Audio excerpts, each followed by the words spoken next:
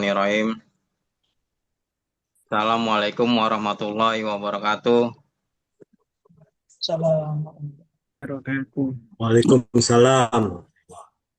Selamat pagi dan salam sejahtera bagi kita semua. Sebelum memulai acara S3 pada hari Jumat ini, marilah kita berdoa dengan khusyuk menurut agama masing-masing. Pada kesempatan ini, izinkan saya untuk memandunya sesuai dengan tuntunan agama Islam. Astagfirullahalazim. Astagfirullahalazim. Astagfirullahalazim. Auzubillahi minasyaitonirrajim. Bismillahirrahmanirrahim. Alhamdulillahirabbil alamin. Allahumma sholli wa sallim ala sayyidina Muhammad.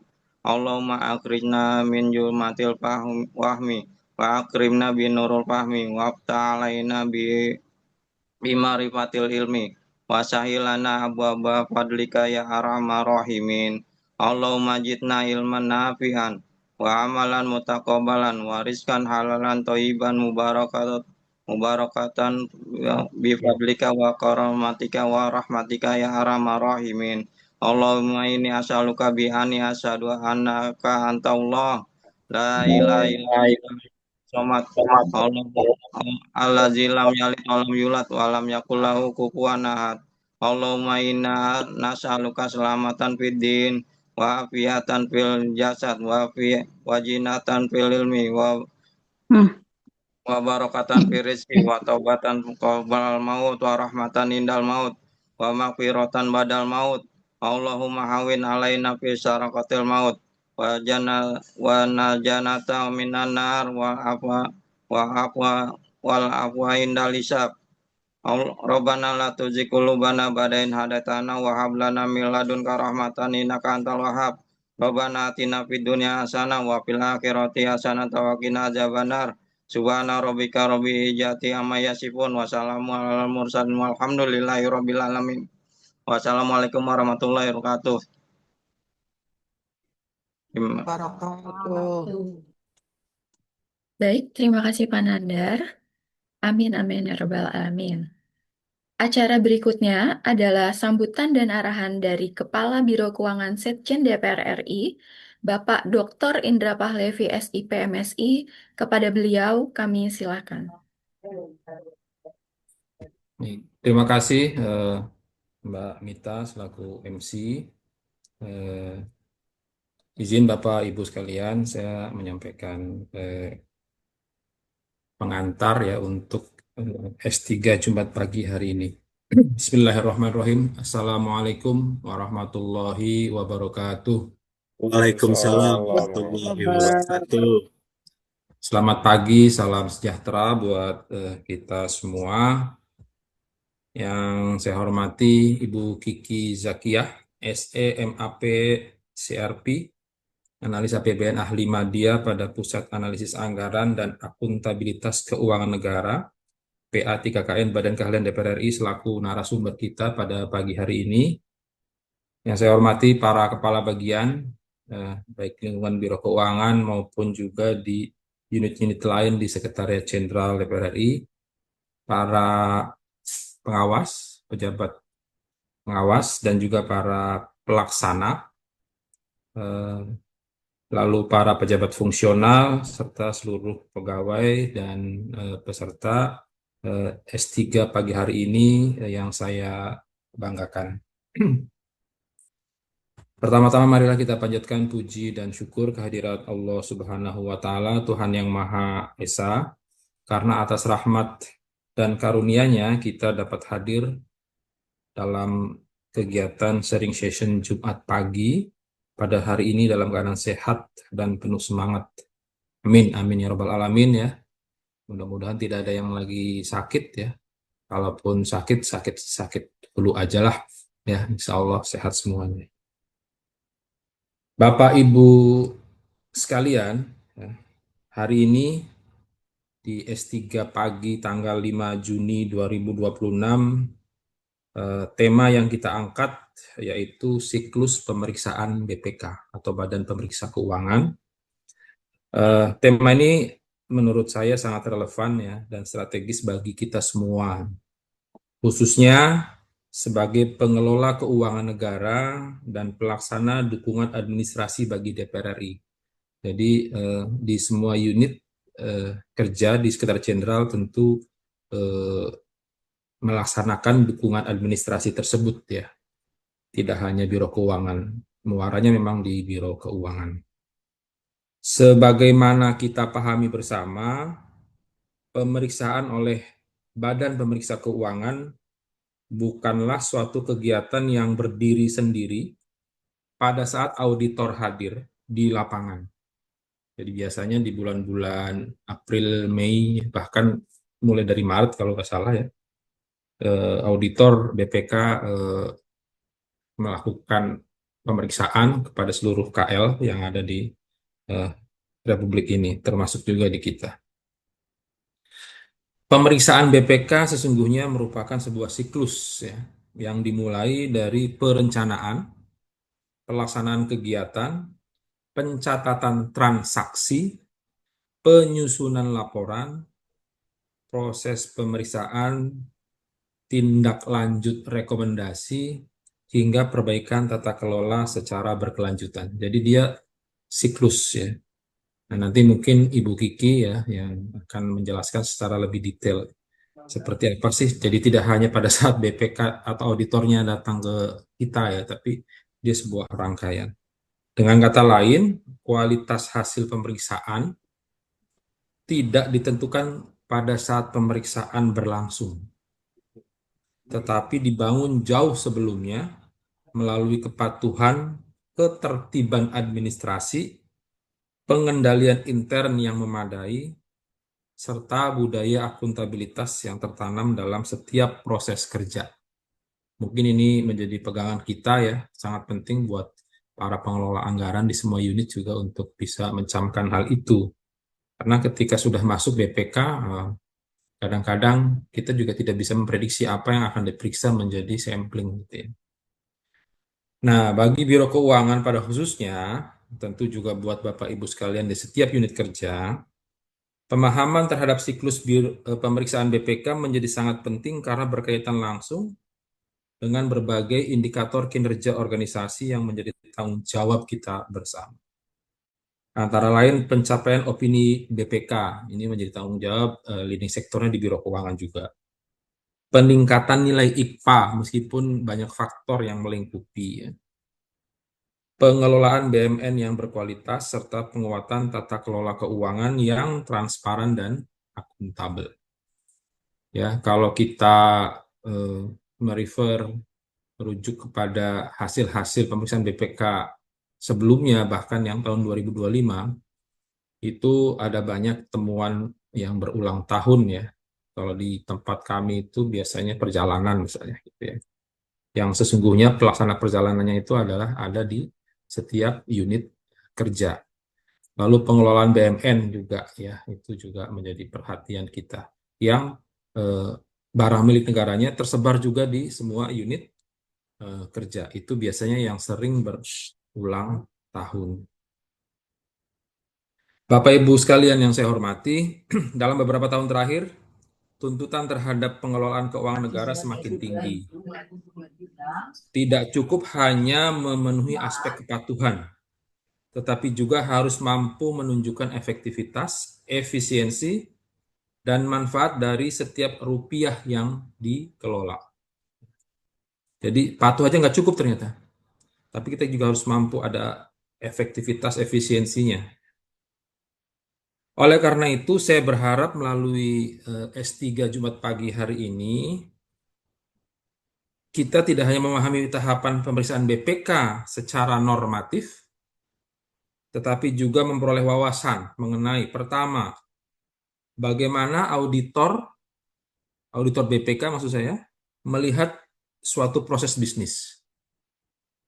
Lalu yang kedua, area-area yang sering menjadi perhatian pemeriksa. Meskipun terkadang setiap tahun samplingnya berbeda. Tahun ini misalnya perjalanan dinas luar negeri menjadi fokus mereka. Dan itu hampir di semua unit kerja ya, itu ditemukan. Lalu yang ketiga, pentingnya pengendalian internal dan mitigasi resiko. Ini tentu sebetulnya peran inspektorat juga ya, untuk bisa memberikan bagaimana pengendalian internal terhadap kita semua. Makanya kita juga harus bisa membuat risk register atau daftar risiko yang kita coba mitigasi agar bisa diantisipasi. Berikutnya, strategi menghadapi pemeriksaan secara profesional.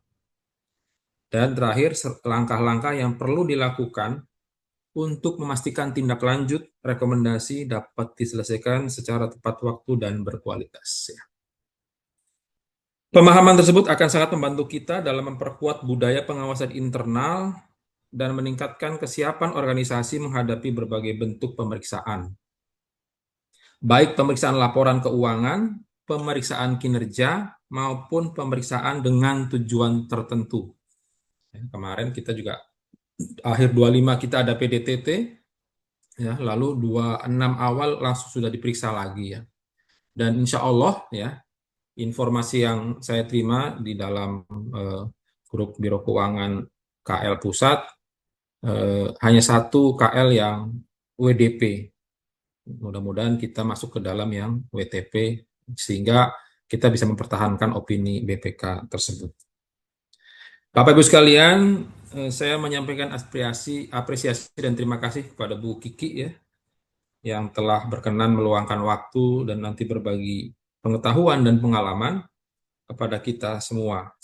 Dengan latar belakang dan pengalaman beliau di bidang analisis anggaran dan akuntabilitas keuangan negara, saya yakin materi yang disampaikan akan memberikan perspektif yang komprehensif mengenai pemeriksaan BPK termasuk relevansinya terhadap fungsi pengawasan DPR RI.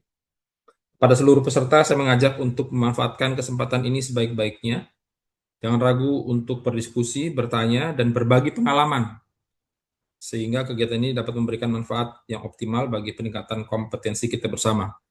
Nah, insya Allah ini juga kalau kewajiban kita setiap hari Jumat WFH bagi yang tidak ada dinas luar ya, itu mengisi akila, dan ini juga 1 JP kalau tidak salah ya, jadi bisa dimanfaatkan juga untuk bagi yang memang ini diperhatikan materinya Bu Kiki sehingga nanti bisa dituangkan ke dalam kewajiban kita mengisi akila tersebut ya.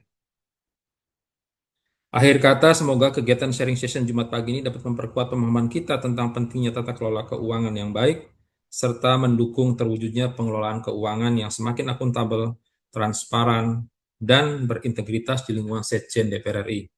Dengan mengucapkan Bismillahirrahmanirrahim, kegiatan sharing session Jumat pagi pada hari ini secara resmi saya nyatakan dibuka. Terima kasih atas perhatian Bapak dan Ibu sekalian. Saya akhiri, wassalamualaikum warahmatullahi wabarakatuh. Saya kembalikan ke Mbak Mita. Assalamualaikum warahmatullahi wabarakatuh. Terima kasih kami sampaikan kepada Bapak Kepala Biro Keuangan atas sambutan dan arahannya.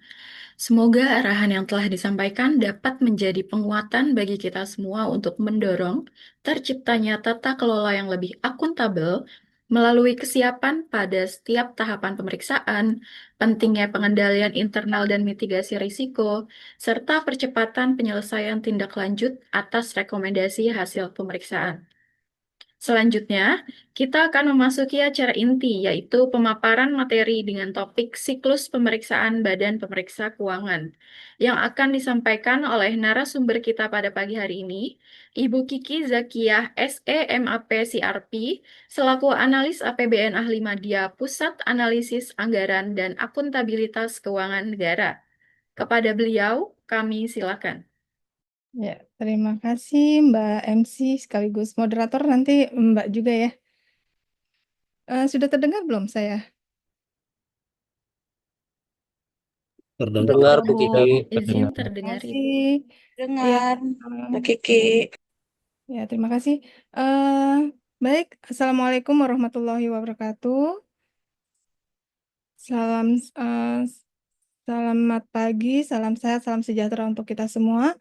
Yang saya hormati Bapak Kepala Biro Keuangan, Bapak Indra Pahlevi, kemudian juga ada Pak Weda, Pak Jojo, biasa saya manggilnya Pak Jojo ya, Pak Mardiarjo, kemudian Bapak Ibu, Bu Heni juga, setelah Bapak Ibu yang mohon maaf tidak bisa saya sebutkan satu persatu. Eh, Mungkin saya di sini izin Bapak Ibu, saya tidak spesifik bahasnya hanya siklusnya BPK saja. Karena kalau misalkan BPK itu hadir, apa aja sih yang yang mereka lakukan, mungkin akan terlalu sedikit sekali gitu ya. Nanti saya akan kasih gambaran secara umum dulu. Nanti mungkin di sesi kita kan sharing session ya, nanti kita diskusi lebih lanjut. Ini jadi saya lihatnya secara keseluruhan bagaimana pemeriksaan pengelolaan dan tanggung jawab keuangan negara dilaksanakan dari mulai BPK masuk untuk memeriksa sampai kemudian dengan apa namanya kita di DPR itu pengawasannya seperti apa, pelaksanaannya di DPR itu seperti apa, dan juga termasuk juga lembaga lembaga perwakilan sebenarnya ya. Lembaga perwakilan itu ada kewajiban, ada apa namanya disampaikan juga oleh BPK laporan hasil pemeriksaannya. Jadi ada DPR, DPRD, DPD itu juga memperoleh hasil pemeriksaan dari BPK. Baik, next bisa lanjut slide-nya. Saya mau kasih jelaskan dulu mengenai apa itu pemeriksaan pengelolaan dan tanggung jawab keuangan negara. Jadi keuangan negara dulu. Keuangan negara itu apa sih sebenarnya ya? Kita tahu ada Undang-Undang Nomor 17 Tahun 2003 itu tentang keuangan negara. Di situ jelas dijelaskan bahwa keuangan negara adalah semua hak dan kewajiban negara yang dapat dinilai dengan uang. Jadi apapun itu yang dapat dinilai dengan uang itu adalah keuangan negara, serta segala sesuatu baik berupa uang maupun berupa barang yang dapat dijadikan milik negara berhubung dengan pelaksanaan hak dan kewajiban tersebut. Kemudian apa hubungannya dengan keuangan negara itu bahwa nanti ada aturan lagi Undang-Undang Nomor 15 Tahun 2004 ini tentang pemeriksaan pengelolaan dan tanggung jawab keuangan negara. Di situ jelas bahwa pengelolaan keuangan negara itu adalah keseluruhan kegiatan pejabat pengelola keuangan negara sesuai dengan kedudukan dan kewenangannya yang meliputi perencanaan, pelaksanaan, pengawasan dan pertanggungjawaban. Tadi jadi siklusnya jelas bahwa keseluruhan itu dari mulai pengelolaan keuangan negara itu dari mulai perencanaan, terus nanti di audit, diperiksa juga, kemudian pelaksanaannya, kemudian pengawasan dan pertanggungjawabannya. Nah, kemudian tanggung jawab keuangan negara ini kewajiban pemerintah untuk melaksanakan pengelolaan keuangan negara secara tertib, taat pada peraturan perundang-undangan, efisien, ekonomis, efektif dan transparan dengan memperhatikan rasa keadilan dan kepatutan. Tadi seperti yang Pak Karo katakan bahwa eh, pengelolaan negara itu harus tertib, harus transparan. Kemudian tidak hanya itu, tapi juga dilihat gimana efisiensinya, ekonomisnya, efektivitasnya, kinerjanya ya. Kalau kita sebut E3 ini, E3E ini adalah kinerjanya dan transparansinya. Nah, next mungkin Mbak bisa lanjut. BPK meriksa ini ada di tugas BPK itu untuk menjamin pemenuhan asas akuntabilitas dalam pengelolaan keuangan negara, maka urgensinya BPK diberi mandat nih sebagai lembaga bebas dan mandiri untuk memeriksa pengelolaan dan tanggung jawab keuangan negara yang kemudian hasilnya tadi itu disampaikan kepada lembaga perwakilan ini DPR, DPD dan DPRD dan juga kepada auditinya masing-masing. Jadi setelah diperiksa nanti auditinya memperoleh hasil pemeriksaannya di setiap KL itu dan BUMN, badan lainnya BUMD, Pemda juga setelah diperiksa oleh BPK akan memperoleh hasil pemeriksaannya dan keseluruhnya ini akan disampaikan kepada lembaga perwakilan sesuai kewenangannya. Jadi Nanti saya akan jelaskan lebih lanjut terkait dengan kewenangannya tersebut. Jadi tugasnya BPK itu yaitu memeriksa pengelolaan dan tanggung jawab keuangan negara yang dilakukan oleh pemerintah pusat, pemerintah daerah, kemudian juga lembaga negara lainnya, BI, BUMN, BLU, BUMD, dan lembaga atau badan lain yang mengelola keuangan negara. Jadi semua eh, lembaga, badan, atau instansi yang mengelola keuangan negara akan diperiksa oleh BPK. Nah, kemudian hasilnya ini akan diserahkan kepada lembaga perwakilan. Kalau di DPR itu akan disampaikan pada rapat paripurna. Ini jelas di state di peraturan bersama antara DPR dengan BPK. Kemudian juga yang diserahkan apa aja pada paripurna itu yaitu ada ikhtisar hasil pemeriksaan BPK semester 1, semester 2, dan LKA laporan hasil pemeriksaan terhadap laporan keuangan pemerintah pusat. Jadi nanti kalau dilihat siklusnya di DPR itu BPK menyampaikan ke DPR itu ada 3 kali ya. Jadi pada saat dia akan menyampaikan IHPS 1 di paripurna, kemudian IHPS 2, dan juga laporan hasil pemeriksaan BPK terhadap laporan keuangan pemerintah pusat. Nah, ini mungkin bisa next. Mungkin teman-teman familiar ya dengan sebutan ikhtisar hasil pemeriksaan semester IHPS BPK RI, yang sebenarnya ini adalah ringkasan dari laporan hasil pemeriksaan BPK pada setiap semester yang memuat ringkasan hasil pemeriksaan yang signifikan, yang ada juga pemantauan tindak lanjutnya, kemudian juga ada pemantauan penyelesaian pengenaan ganti rugi, itu ada baik yang pemerintah pusat, pemerintah daerah, BUMN, BUMD, dan badan lainnya. Jadi kalau disampaikan dari BPK ke DPR itu IHPS itu disampaikan pada bulan September, sekitar bulan September, karena ini aturan ya dari Undang-Undang Nomor 15 tahun 2004 pasal 18 bahwa lembaga perwakilan IHPS disampaikan kepada lembaga perwakilan oleh BPK 3 bulan sesudah berakhirnya semester yang bersangkutan. Ya, ini jadi aturannya. IHPS 2 itu disampaikan pada bulan April, tapi tahun berikutnya gitu ya. Nanti siklusnya lihat di slide saya yang selanjutnya. Nah, IHPS ini isinya adalah ikhtisar. Ada sekaligus nanti yang disampaikan adalah IHPS dan laporan hasil pemeriksaannya. LHP atau disebut LHP, LHP-nya ini kementerian lembaga. Jadi seluruh kementerian lembaga ini akan disampaikan oleh BPK kepada DPR. Nah, ada mungkin bisa next, Mbak. Jadi nanti ada juga, nah ini yang saya sebutkan tadi LHP.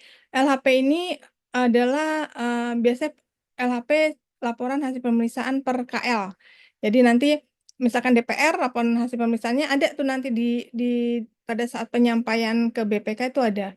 Nanti KL-KL lainnya Pemda pun ada, BUMN pun ada, BUMD pun ada. Jadi nanti kita akan menerima, DPR itu akan menerima LHP seluruh KL dan akan ditindaklanjuti di masing-masing komisinya bersama mitra kerjanya.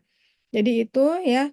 Nah, LHP ini atas LK nanti akan ditetapkan 2 bulan setelah laporan keuangan diterima BPK, sedangkan LHP kinerja dan LPDTT ditetapkan secara profesional oleh BPK. Nah, ini nanti isinya dari LHP itu. Next, Mbak. Nah, ini bahwa kita ada DPR ini yang punya kewajiban untuk mengawasi keuangan negara. Jadi ada fungsinya yaitu pemeriksaan keuangan negara, melakukan pemeriksaan atas pengelolaan keuangan negara dan pemeriksaan atas tanggung jawab keuangan negara yang dilakukan oleh BPK, dan hasilnya akan diserahkan pada DPR dan kemudian ditindaklanjuti sesuai dengan kewenangannya. Peraturan DPR pun mengatakan bahwa melalui pengawasan keuangan apa namanya itu pengawasan pelaksanaan keuangan negara oleh DPR dilaksanakan melalui pembahasan laporan LHP LKPP, kemudian IHPS, laporan hasil pemeriksaan semester, dan pengawasan DPD juga nanti kita akan bahas. Jadi itu mungkin dari sisi DPR-nya. Kemudian bisa lanjut. Nah, ini yang siklus penyampaian hasil pemeriksaan BPK. Jadi kalau ini dari sisi DPR bahwa kita nerima IHPS, kemudian disampaikan pada untuk IHP 1 itu pada bulan September. Itu biasanya banyaknya laporan keuangan laporan keuangan ya. Kemudian KKL ya, tapi yang laporan keuangan ke Kementerian Lembaga. Kemudian IHPS 2 lebih banyak pada kinerja dan DTT. Dia yang sifatnya tematik. Kemudian ada juga pemeriksaan atas LKPP. Bisa next. Nah, ini tadi Pak Karo sudah sampaikan ada beberapa jenis pemeriksaan. Pemeriksaan keuangan di atas laporan keuangan. Nanti hasilnya adalah opini yang seringkali ini setiap tahun ya. Setiap tahun laporan keuangan diperiksa BPK, kemudian ada hasilnya, opininya ada 4 di sini, wajar tanpa pengecualian, wajar dengan pengecualian, tidak wajar, tidak menyatakan pendapat atau disclaimer. Kemudian ada kriterianya yaitu kesesuaian dengan SAP, kecukupan pengungkapan, kepatuhan terhadap peraturan perundang-undangan, dan efektivitas SPI. Kalau kementerian lembaga sudah memperoleh opini WTP, itu opini yang tertinggi, itu artinya bahwa apa yang dikerjakan, apa yang disusun laporan keuangannya itu adalah sudah sesuai dengan SAP, sudah sesuai dengan kecukupan pengungkapan, kepatuhan terhadap peraturan perundang-undangan, dan efektivitas SPI.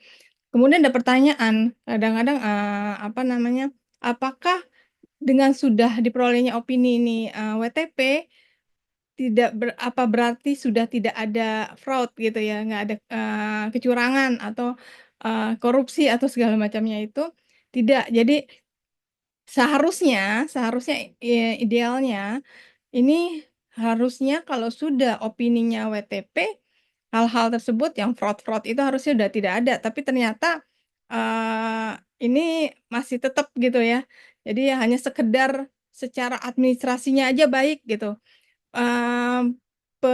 Pengelolaan secara kesesuaian SAP udah sesuai gitu loh, bahwa disusun laporan keuangan sudah susun sesuai dengan standar akuntansi pemerintahan sudah gitu kan. Kemudian kecukupan pengungkapan, jadi tidak ada yang disembunyikan. Jadi laporan keuangannya itu apa adanya. Terus kepatuhan terhadap peraturan perundang-undangan dan efektivitas SPI, jadi semuanya sudah ada di dalam laporan keuangan itu. Kemudian dapat opini WTP. Sekarang udah banyak ya KL-KL tuh yang opininya sudah WTP, jadi semakin ke sini sudah semakin baik pengelolaan laporan keuangannya, pengelolaan keuangan pemerintah KL-nya atau lembaganya itu sudah semakin baik karena sudah semakin banyak yang memperoleh opini, tidak hanya di pusat juga di daerah, semakin ke sini semakin baik gitu ya. Namun seharusnya ini juga bisa diikuti bahwa tidak ada lagi namanya kecurangan-kecurangan, tidak ada lagi korupsi-korupsi, seharusnya itu. Namun ya itu tadi, bahwa sekarang ini tidak berarti bahwa dengan opini yang baik bisa menghilangkan hal-hal tersebut. Jadi sekarang BPK lebih kalau di luar ya, kalau nggak, bukan di luar negeri itu sudah banyak sekarang lebih kepada kinerja sebenarnya pemeriksaannya. Jadi dilihat efektivitas ekonomi, efisiensi, efektivitas dan ekonomisnya suatu pengelolaan keuangan negara. Jadi memang kalau di Indonesia masih opini itu menjadi sesuatu yang penting banget, ya memang penting. Cuma sebenarnya sekarang harusnya digalakkan adalah pemeriksaan kinerjanya. Jadi lebih dalam dilihat bagaimana efektivitas, efisiensi, ekonomisnya suatu anggaran itu dikelola. Jadi memang di situ jadi lebih kelihatan gitu loh pengelolaannya. Tidak sekedar hanya pencatatan. Kalau hanya pencatatan kan laporan keuangannya sudah baik, sudah sesuai, ya sudah gitu, opininya dapat WTP gitu ya. Tapi belum berarti di dalamnya yang hal-hal yang mengikuti gitu ya. Jadi makanya sebaiknya memang sudah mulai BPK sekarang sudah mulai sih, sudah mulai lebih lebih banyak pemeriksaannya kepada kinerja dan juga DTT. Jadi sifatnya tematik ya, lebih tematik. Dilihat misalkan dia akan periksa tentang belanja barangnya atau perjalanan dinasnya, dia akan terus masuk ke dalamnya. Itu lebih dalam lagi, nggak yang hanya sekedar gimana mencatatnya, bagaimana apa namanya pengadministrasiannya, apakah sudah sesuai dengan standarnya, tidak hanya itu, tapi lebih dalamnya lagi. Nah, itu juga kalau DTT ini lebih tematik ya, kinerja juga lebih tematik, misalkan tentang dana DAK, DAK fisik atau dana BOS atau segala macam kalau untuk di Kementerian Pendidikan gitu ya. Ada beberapa yang di daerah juga yang pemeriksaannya lebih ke tematik, biasanya ke tematik nasional. Jadi tematik nasional itu BPK akan meriksa ke seluruh pusat dan juga daerah yang memang itu adalah dari uang APBN gitu ya, dari uang negara yang disampaikan kepada seluruh lembaga maupun pemerintah daerah untuk kemudian diperiksa tematiknya secara dalam gitu ya sama BPK. Mungkin ini kalau ini yang gambar saya yang di bawah ini lebih pada mekanisme gimana DPR menindaklanjuti hasil pemeriksaan BPK. Jadi kayak memang lembaga perwakilan itu ada kewajiban untuk menindaklanjuti hasil pemeriksaan BPK, termasuk juga semua KL ya. Jadi semua KL nanti diawasi oleh ditindaklanjutinya dalam bentuk ini. Kalau di DPR itu dengan mitra kerjanya itu dibahas gitu. Ditanya apa sudah sejauh mana rekomendasi temuan hasil pemeriksaan BPK-nya ini ditindaklanjuti oleh mitra kerja. Jadi rekomendasi misalkan ada 90, berapa sih yang sudah ditindaklanjuti oleh KL-nya gitu ya, oleh mitra kerjanya. Nah, ini tugasnya dari DPR kalau ini ya. Jadi tindak lanjutnya dalam bentuk pembahasan di komisi dengan mitra kerja kalau di DPR. Tapi dia mitra kerjanya sendiri itu dalam setiap saya juga lupa ya menampilkan bahwa nanti ada sedikit sih saya kasih untuk laporan keuangan seperti apa, laporan kinerja seperti apa, laporan DTT seperti apa. Jadi nanti ada ada temuan BPK-nya, kemudian kriterianya, kemudian ada akibatnya, sebabnya, rekomendasi. Nah, kalau misalkan orang keuangan mungkin atau Bapak Ibu yang sering pernah lihat gitu ya, laporan pemeriksaan BPK, laporan hasil pemeriksaan BPK itu ada. Jadi BPK memang punya punya udah template-nya bahwa nanti dia ada temuan BPK-nya diungkap, kemudian dia akan cerita di situ kenapa terjadi temuan tersebut, kemudian nanti ada akibatnya mengakibatkan apa, penyebabnya apa gitu ya.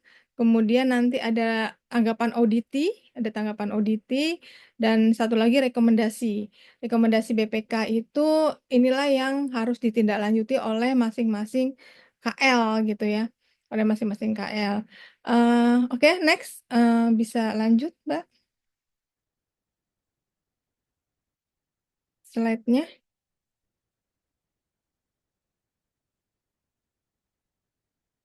Oke. Nah, ini yang tadi saya bilang di awal bahwa ada 3 jenis pemeriksaan, yaitu pemeriksaan laporan keuangan. Yang pertama akan menghasilkan opini. Tujuannya itu memberikan opini, ya jelas, untuk menilai kewajaran penyajian dari laporan keuangan maupun laporan keuangan yang bersangkutan. Jadi opini ini diberikan untuk mempertimbangkan dari SAP, kecukupan pengungkapan, kepatuhan terhadap perundang-undangan dan efektivitas sistem pengendalian internal dari masing-masing lembaga, kementerian lembaga. Ada wajar tanpa pengecualian, jadi ini sudah sesuai dengan SAP, sudah pengungkapannya tidak ada yang ditutupi, sudah sesuai dengan peraturan perundang-undangannya. Kemudian ada wajar dengan pengecualian, ini dasar opininya. bisa menyajikan secara wajar dalam semua hal yang material di Indonesia, dan kecuali untuk hal-hal yang berhubungan dengan yang dikecualikan, jadi ada pengecualiannya. Kemudian tidak memberikan pendapat, ini disclaimer ya. Oke, bisa lanjut. Nah, ini pemeriksaan kinerja. Dan kinerja itu lebih kepada 3 aspek, yaitu 3E tadi, ekonomi, efisiensi, dan efektivitas.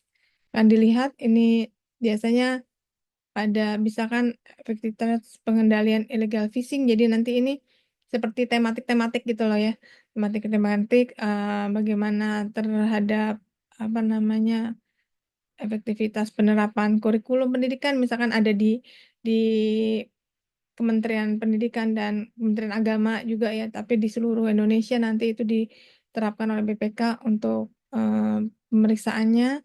Kemudian satu lagi ada next, pemeriksaan dengan tujuan tertentu. Bisa dilanjut. Next slide. Ya, ini dengan tujuan tertentu, jadi memang juga bentuknya kepatuhan keuangan untuk menilai apakah hal pokok yang diperiksa sesuai atau patuh dengan peraturan perundang-undangan juga.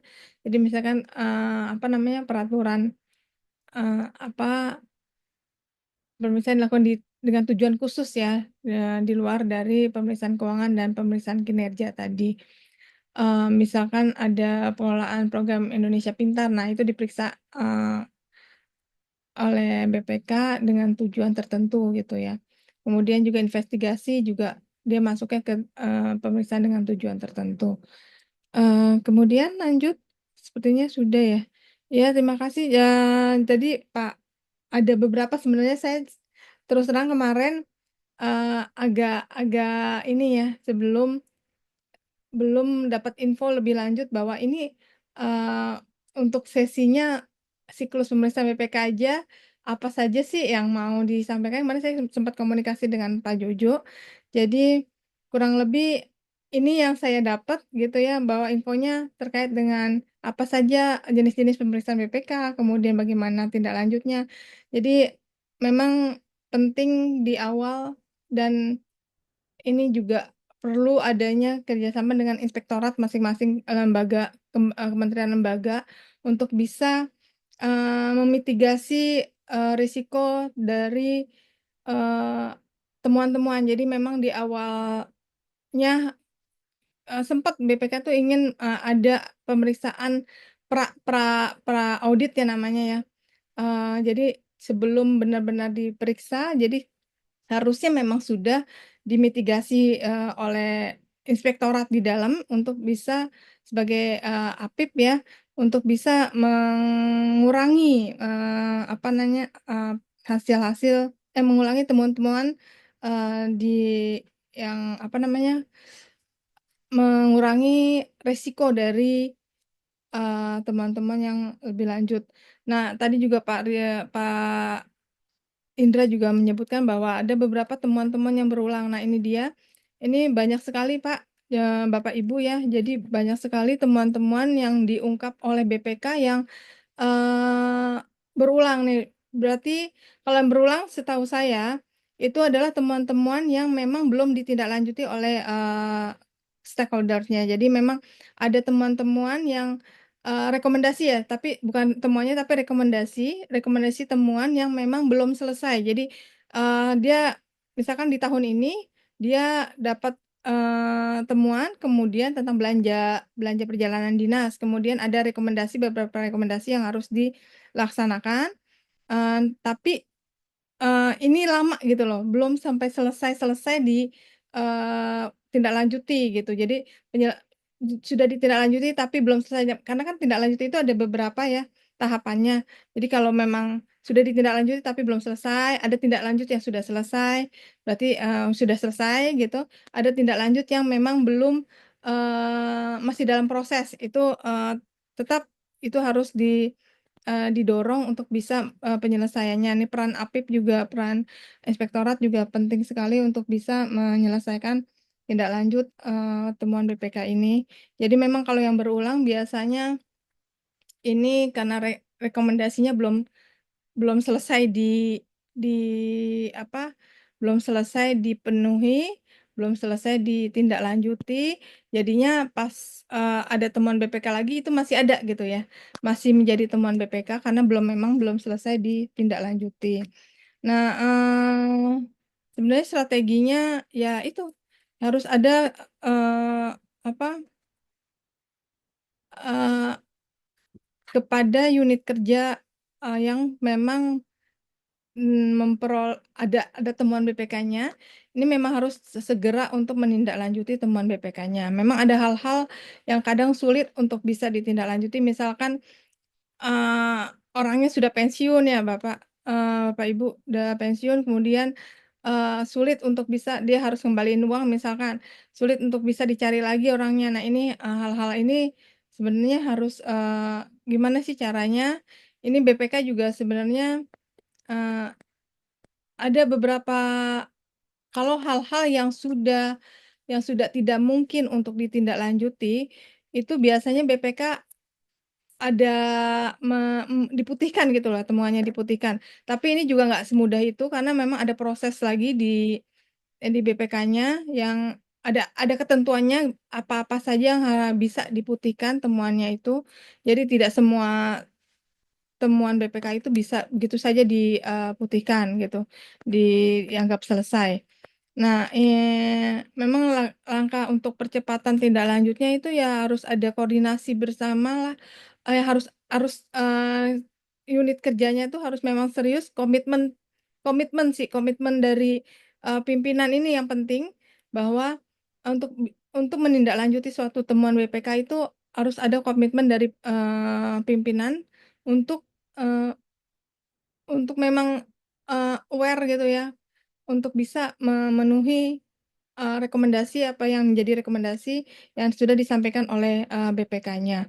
Jadi itu Bapak Ibu untuk fokus pemeriksaan BPK, saya BPK ini punya rencana kerja setiap tahunnya, jadi memang fokusnya dia akan beda-beda setiap tahun. Kalau laporan keuangan jelas bahwa apa namanya fokusnya adalah pada laporan keuangannya. Tapi kalau untuk kinerja dan PDTT ini biasanya BPK punya apa namanya dalam punya rencana kerja gitu ya, ya tiap tahunnya itu misalkan dia akan masuk pada untuk yang tahun ini aja kemarin ya tahun yang lalu itu tematiknya banyak terkait misalkan pilkada serentak gitu. Nanti dia akan masuk ke dalam apa sih bagaimana pelaksanaan pilkada serentak itu. Nah, kemudian ada prioritas-prioritas nasional, tema-tema prioritas nasional yang diangkat juga. Jadi memang fokus pemeriksaan BPK itu bisa berubah-ubah setiap tahun, berganti-ganti sesuai dengan biasanya isu-isu yang berkembang sih. Kayak misalkan ada nanti misalkan MBG nanti diperiksa bisa aja gitu kan temanya tahun depan tuh tentang efektivitas MBG gitu ya, kinerjanya seperti apa itu bisa. Nah, kalau untuk fokus pemeriksaan dari apa BPK ini memang kalau laporan keuangan jelas itu akun-akun yang ada di dalam laporan keuangan belanja, apa pendapatan belanja dan lain-lain. Mungkin itu aja Bapak Ibu, nanti kita mungkin lebih banyak di diskusi karena apa hanya bisa berkembang di diskusi mungkin monggo nanti silakan saya kembalikan ke moderator. Terima kasih. Assalamualaikum warahmatullahi wabarakatuh. Terima kasih kami sampaikan kepada Ibu Kiki atas pemaparan materi yang sangat menarik dan komprehensif. Dari paparan yang telah disampaikan, kita mendapatkan pemahaman mengenai pemeriksaan pengelolaan dan tanggung jawab keuangan negara, siklus penyampaian hasil pemeriksaan BPK RI, serta jenis pemeriksaan BPK. Selain itu, siklus pemeriksaan BPK sangat bergantung pada kesiapan, ketertiban administrasi, kualitas data dan dokumen pendukung, keseriusan dalam menindaklanjuti setiap rekomendasi hasil pemeriksaan, serta pentingnya peran inspektorat dan koordinasi tiap unit bagian. Bapak Ibu peserta yang kami hormati, Sebelum kita membuka sesi pertanyaan, kami persilakan kepada Bapak Kepala Biro Keuangan apabila berkenan memberikan tanggapan terkait materi pagi ini. Iya, makasih. Sebenarnya sudah cukup biar teman-teman yang punya pengalaman di lapangan ya. Tadi sebagian saya sudah sampaikan beberapa hal yang memang kami hadapi juga di lingkungan Biro Keuangan. Tetapi lebih detailnya bagaimana teman-teman langsung menghadapi auditor di lapangan juga mungkin penting untuk didengar oleh kita bersama, terutama Bu Kiki, biar nanti kita diskusi aja. Gitu Bu Mita, Pak Mita. Baik dari Bapak Ibu Kepala Bagian atau Bapak Ibu Kepala Subbagian, apabila berkenan memberi tanggapan, dipersilakan. Mbak Mita sedikit mau memberi tanggapan. Iya, boleh Pak Jojo, dipersilakan. Assalamualaikum warahmatullahi wabarakatuh. Selamat pagi menjelang siang ya, Bapak Ibu sekalian yang saya hormati Pak Indra, Kepala Biro Keuangan, dan teman-teman semua, Mbak Hini, Mbak Weda, dan teman semua yang saya hormati.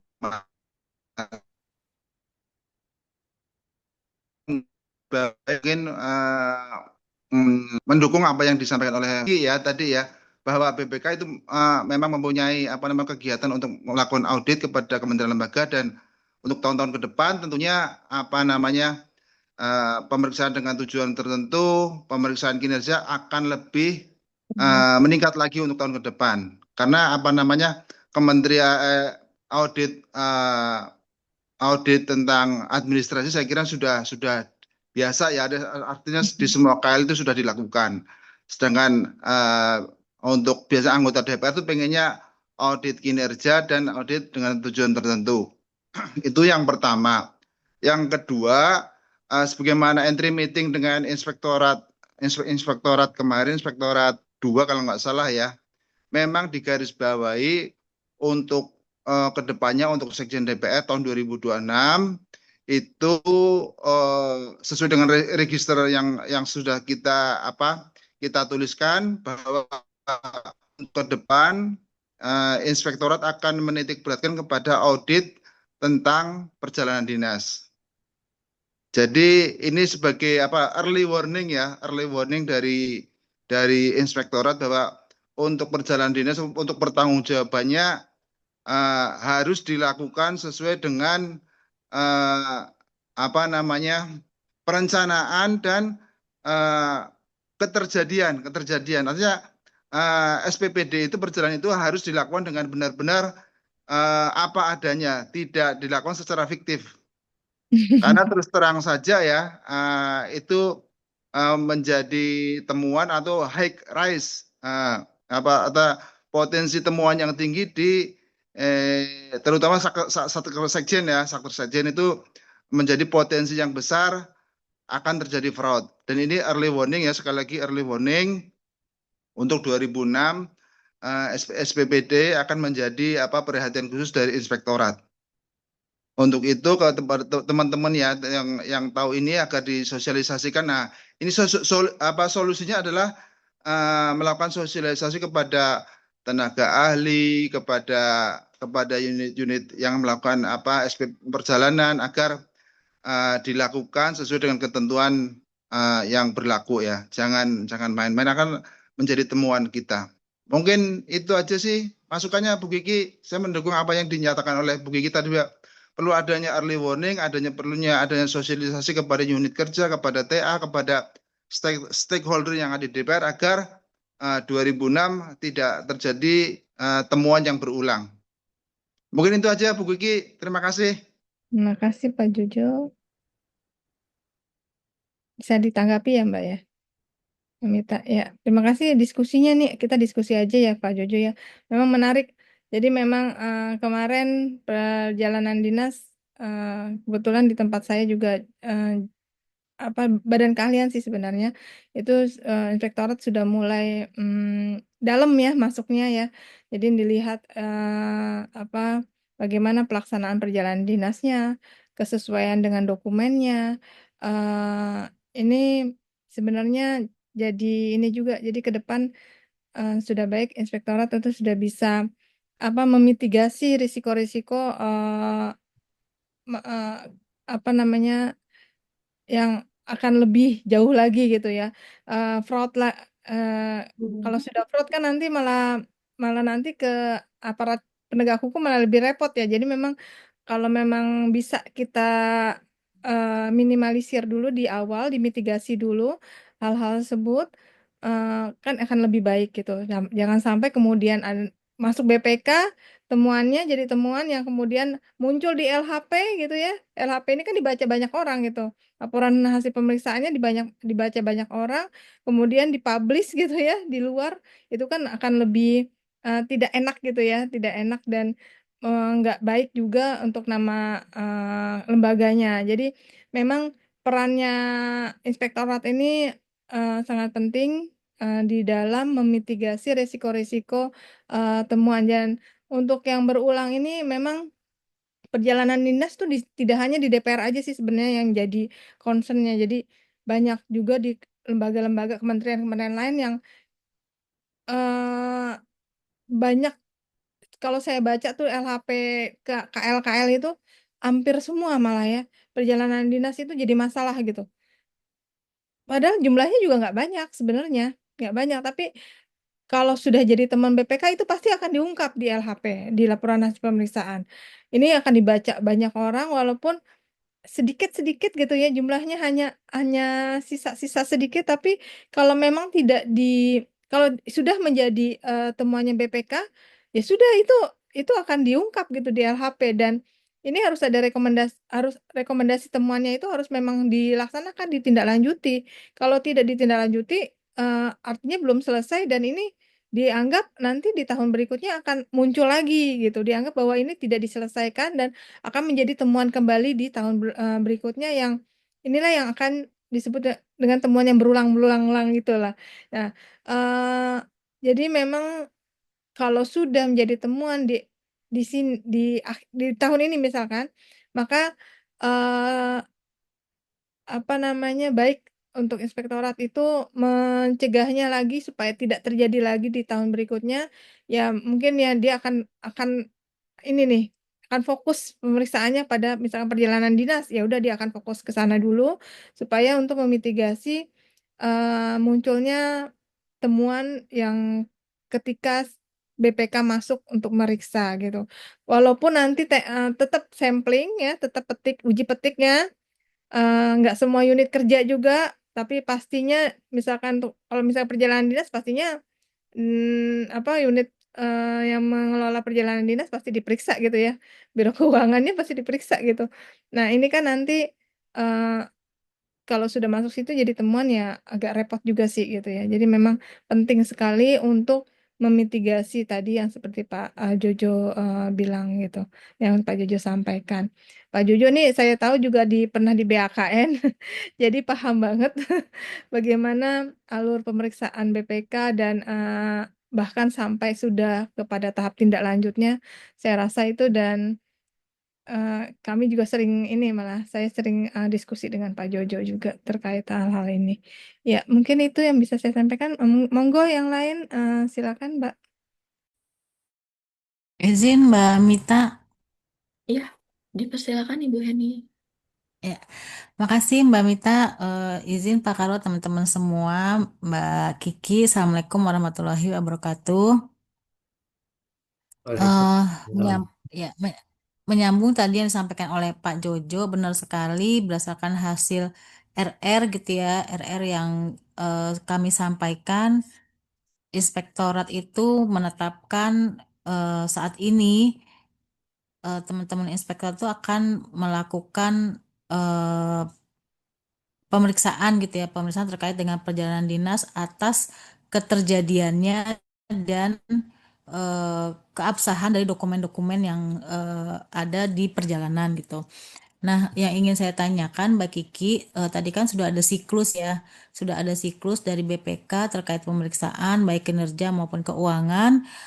Yang ingin saya tanyakan adalah, tadi Mbak Kiki juga sudah singgung bahwa inspektorat itu sangat penting untuk memitigasi resikonya ya sebelum masuk ke BPK. Nah, bagaimana siklus dari ya yang baik gitu ya, siklus yang baik dari inspektorat sebelum kan mereka itu kan early warning ya sifatnya ya. Inspektorat sifatnya early warning, bagaimana siklus yang ada di inspektorat kita di Sekjen DPR RI agar nyambung gitu ya, agar nyambung dengan siklusnya dari BPK gitu.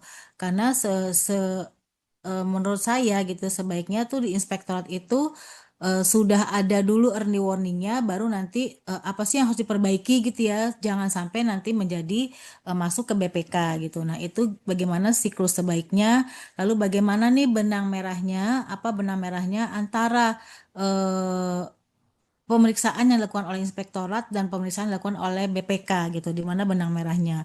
Dan yang ketiga, ketika sudah ada hasil dari inspektorat gitu ya, itu sebaiknya tuh diapain gitu ya, diapain dan apakah inspektorat akan ada rekomendasi dari inspektorat dan kita sebagai suatu lembaga itu langkah-langkah apa yang harus dilakukan sesuai dengan hasil inspektorat.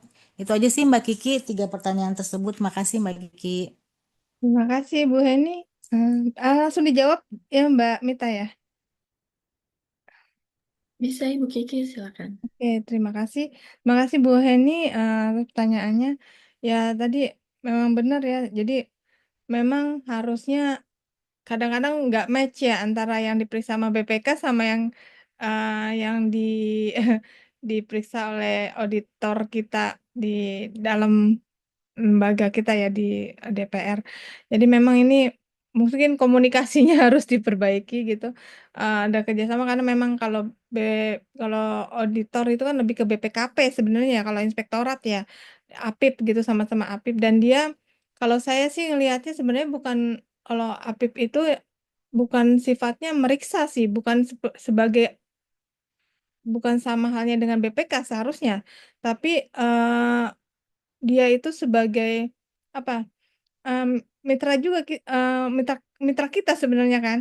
Jadi ada bimbingan coaching di situ, coaching gimana misalkan unit-unit kerja itu akan bertanya nih, misalnya bagian perjalanan nanya, ini kira-kira kalau seperti ini akan jadi temuan nggak sih gitu kan. Itu sebenarnya salah satu tugasnya inspektorat, memitigasi hal-hal yang akan kemudian jadi temuan tuh dengan cara seperti itu gitu loh.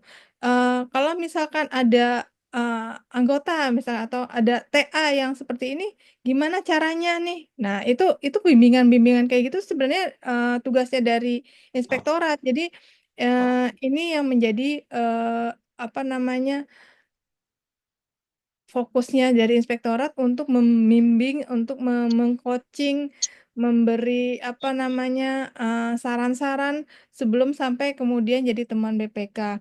Jadi kalau untuk mematchingkan yang menjadi, kalau laporan keuangan saya rasa jelas Bu Heni, kalau karena yang di yang diperiksa oleh BPK untuk laporan keuangan itu jelas, yaitu akun-akun pada laporan keuangan, misalkan pendapatan, belanja. Belanja ini kan banyak ya, ada belanja modal gitu kan. Nah, perjalanan dinas termasuk di dalamnya. Nah, ini kan sebenarnya jelas gitu. Nah, udah kalau memang mau fokusnya pada akun-akun yang ada di laporan keuangan itu, ya sebenarnya itu aja dulu, belanja ya. Tentunya belanja yang akan diperiksa tuh banyaknya belanja. Mungkin inspektorat saya rasa sudah menjalankan itu, karena kemarin pun sudah detail, kami memang uji petik sih sebenarnya ya, nggak semuanya juga unit kerja kan di ama, apa namanya, menjadi Ini concern. sampling. Iya, sampling. Mm-mm. Jadi cuman sifatnya sampling. Jadi nggak semua unit kerja itu yang menjadi samplingnya dari inspektorat. Jadi memang udah terlihat sih, misalkan belanja modal gitu, pembelian-pembelian gitu ya, yang ada di bagian perlengkapan, mungkin nanti itu yang menjadi concernnya dari inspektorat. Kemudian belanja perjalanan dinas, itu yang jadi concernnya juga oleh inspektorat. Dan ini juga kan pasti diperiksa oleh BPK. Jadi BPK pasti meriksa itu gitu di laporan keuangannya. Jadi memang sudah jelas fokusnya nanti untuk inspektorat pada hal-hal tersebut gitu. Kan nggak mungkin kalau misalkan tematik pasti ada belanja, misalkan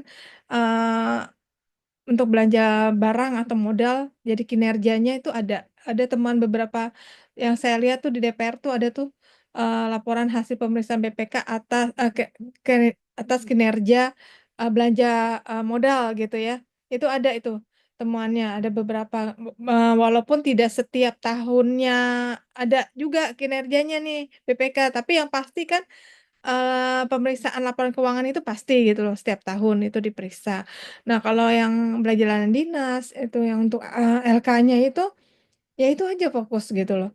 Karena memang itu pasti diperiksa oleh BPK gitu ya.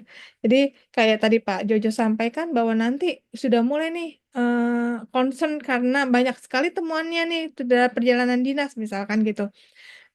Besar-besar pula gitu. Nah, ini menjadi concernnya dari inspektorat karena tapi ini dibalik sih sebenarnya kemarin itu kejadian dulu baru baru inspektorat turun gitu ya. Harusnya kan sebelumnya gitu loh, gimana caranya, mitigasi ini. Saya juga tidak paham, seharusnya memang kan kalau mohon maaf kalau di perjalanan, di mana namanya, di bagian perjalanan dinas itu kan memang mungkin secara dokumennya sudah terpenuhi semua ya, sudah ada semua kalau bagian perjalanan sih lihatnya dokumennya ini ada, udah terpenuhi. Tapi apakah di situ, ada fraud gitu di dalamnya?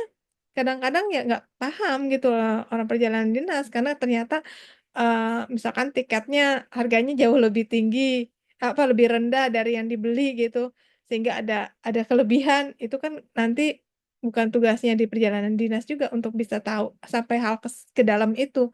Tapi nah ini dia mungkin kemarin itu jadi, apa namanya, pelajaran ya, supaya nanti ke depan makanya kemudian inspektorat ini lebih tadi Pak Jojo, "Oh udah nanti kita lebih fokus pada perjalanan dinas ini," gitu.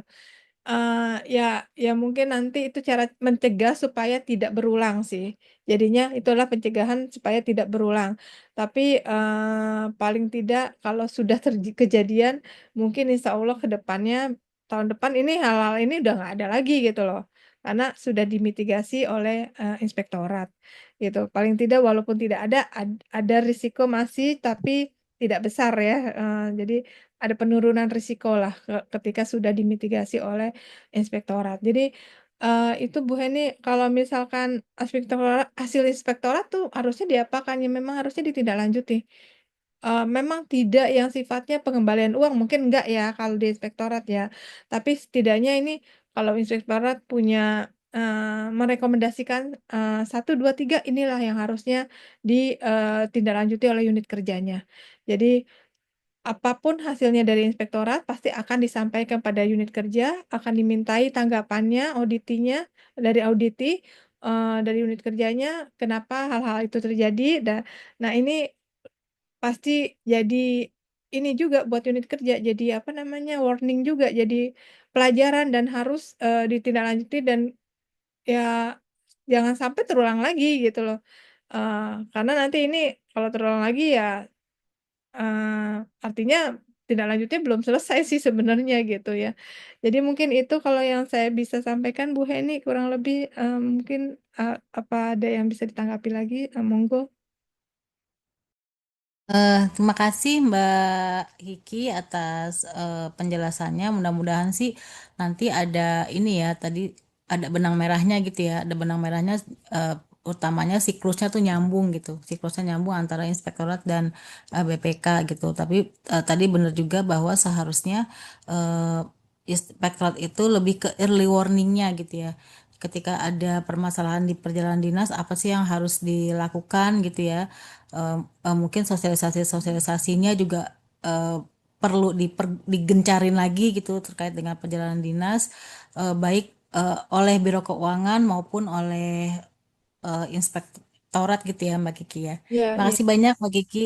iya benar, ya makasih Mbak Heni. Ya memang kalau kita lihat nggak tahu kadang-kadang ada sosialisasi pas kebetulan kitanya ada kesibukan sehingga kita nggak tahu tuh ada sosialisasi itu sih sebenarnya yang kemudian jadinya nggak juga sampai gitu loh pesannya apalagi ke tenaga ahli gitu kan ke anggota apalagi ya kalau anggota udah clear, clear lah mereka lamsam gitu ya paling tidak ini ke tenaga ahli yang memang benar-benar kayaknya aduh dia nggak paham gitu kan tapi memang ini jadi tugas sih, jadi tugas sekretariatnya untuk bisa menjelaskan hal-hal demikian bahwa nanti akan ada temuan loh kalau misalkan kalian nggak bisa memenuhi dokumennya atau kalian melakukan fraud gitu ya, itu nanti jadi temuan gitu. Itu harus harus kitanya juga gitu loh harus bisa menjelaskan hal-hal itu, tugasnya sekretariat juga gitu loh. Jadi memang benang merahnya tadi sepakat Bu Heni bagaimana BPK dengan inspektorat tuh jadi sama gitu paling tidak ya. Tapi kalau untuk laporan keuangan sih saya clear ya, karena pasti akun-akun itu yang akan diperiksa. Jadi ini adalah yang harusnya nanti inspektorat harus bisa melihat itu di semua akun yang ada di laporan keuangan itu jadi apa namanya hal penting gitu yang harus jadi perhatian khusus ya untuk inspektorat kita maupun unit kerjanya juga bahwa hal-hal ini harus dilaksanakan dengan baik. Jadi eh, mungkin itu kalau kalau yang sifatnya kinerja atau PDTT ini kan memang biasanya gini, BPK tuh akan lihat dulu, Bu, di laporan keuangan, kemudian ada temuan, temuannya itu misalkan tentang belanja barang atau belanja modal gitu. Nah, dia akan lihat tuh, kira-kira jika ini mengandung mengandung apa namanya fraud gitu ya, mengandung kecurangan, dia akan lebih dalam itu meriksanya. Akan jadi pemeriksaan dengan tujuan tertentu yang investigatif gitu ya. Lebih dalam meriksanya dan ini kalau sudah kemudian ditemukan ada benar-benar ada kecurangan, ada fraud, itu dia akan langsung menyerahkan kepada APH. Jadi aparat penegak hukum nanti bukan lagi tugasnya dia gitu loh. Bisa jadi tugasnya kejaksaan, KPK gitu. Jadi BPK hanya sampai situ gitu sebenarnya. Kalau sudah dia temukan dia sudah dia akan menyampaikan itu kepada APH gitu dan dia hanya sebagai saksi misalkan gitu ya untuk diminta keterangan saja. Jadi mungkin itu Bu Heni, Bapak Ibu, terima kasih.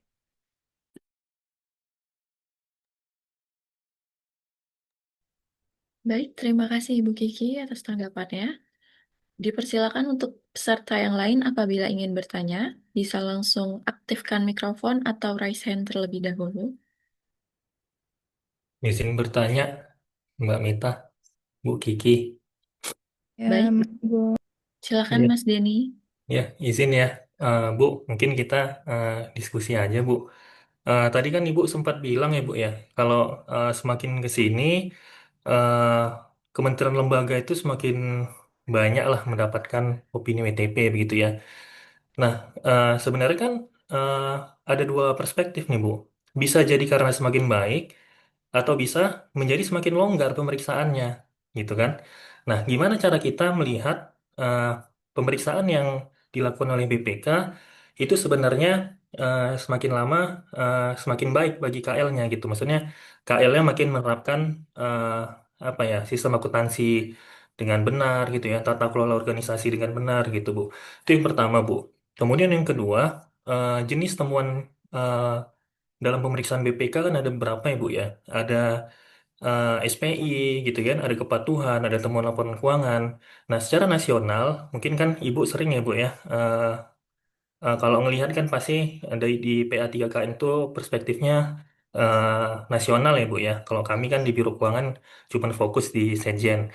Nah, menurut Ibu di antara jenis-jenis temuan tersebut, kira-kira temuan mana yang paling banyak menggagalkan si kementerian atau lembaga itu mendapatkan opini WTP Bu? Begitu Bu. Mungkin itu dulu Bu. Ya, terima kasih Mas Rifki. Saya langsung ya Mbak Mita ya. Ya, tadi Silakan ada Ibu dua Kiki. pertanyaan ya kurang lebih. Gimana sih melihatnya BPK tadi kurang lebih eh, saya jawab dulu yang jenis-jenis temuan ya kayaknya yang jenis temuan jelas Mas Rifki kalau jenis-jenis temuan itu kalau jenis-jenis temuan itu kan memang tadi saya jelaskan ada pemeriksaan dengan laporan keuangan, pemeriksaan kinerja, pemeriksaan dengan tujuan tertentu. Kalau laporan keuangan jelas nanti hasilnya adalah opini gitu ya, opini. Nah, kalau opini ini kan nanti lihatnya dari perspektifnya dari bagaimana sih pencatatan gitu ya, pencatatan dari eh, kegiatan-kegiatan yang ada di unit kerja atau KL gitu. Apakah sudah sesuai dengan SAP-nya? Apakah sudah memenuhi kecukupan? Karena kan kalau misalkan ada satu aja tidak diungkap, disembunyikan itu kan hasilnya bisa jadi TMP gitu ya, gara-gara itu gitu. Nah, kemudian kalau kalau kinerja jelas dia akan menghasilkan kesimpulan bahwa misalkan kinerjanya sudah sesuai, sudah efektif, sudah efisien, sudah ekonomis. Kalau misalkan yang ketiga DTT ini eh, apakah sudah kesimpulan juga hasilnya? Bagaimana pelaksanaan tematik A, B, C gitu kan, misalkan gitu. Jadi memang kalau lihat dari jenisnya eh, udah memang kalau misal opini ya berarti laporan keuangan lah yang diperiksa gitu loh. Eh, jadi SPI-nya kalau laporan keuangan biasanya SPI sama kepatuhan terhadap peraturan perundang-undangan ya sekarang itu kalau apa namanya laporan keuangan sekarang kan lebih ke akun-akun jadinya akun-akun cuman nanti dilihatnya SPI-nya juga lihat kepatuhannya juga. Nah kemudian kalau melihat tata kelola secara keseluruhan nasional kalau opini kok yang tadi saya bilang opini ada kemudian WTP tapi kemudian dia berulang gitu tapi apa tadi ya berulang ya jadinya ya kalau opininya sudah WTP kemudian ada juga karena kalau kalau opini itu kan lebih kepada gimana sih dia sudah sesuai belum sih dengan SAP-nya pencatatannya. Kalau lebih kepada temuan itu rekomendasi kan berulang-berulang ya, berulangnya yang dilihat. Ini sebenarnya jadinya memang nggak ini sih. Ketika kita sama halnya dengan gini, kalau kita bilang, oh dia sudah Kementerian A sudah opini sudah WTP loh. Tapi ternyata kok banyak banget ya fraudnya. Ternyata ada korupsi di dalamnya gitu. Ada korupsi di dalamnya. Itu harusnya, memang harusnya idealnya memang laporan keuangan yang baik itu artinya pengelolaan keuangannya juga udah baik, udah nggak ada fraud harusnya gitu ya. Tapi kan pada kenyataan ini dua hal yang berbeda gitu jadinya. Ketika dia sudah opininya baik, tapi tetap ada fraud di dalamnya gitu. Karena memang kalau kita lihat laporan keuangan ya iya pencatatannya udah sesuai kok udah sesuai tapi kalau misalkan kita lebih dalam lagi mungkin itulah yang kemudian penting untuk bisa apa meningkatkan adanya pemeriksaan kinerja dan pemeriksaan DTT. Jadi memang ke depan BPK juga memang sepertinya sudah mulai concern kepada apa namanya pemeriksaan-pemeriksaan yang sifatnya kinerja dan DTT sudah banyak gitu loh.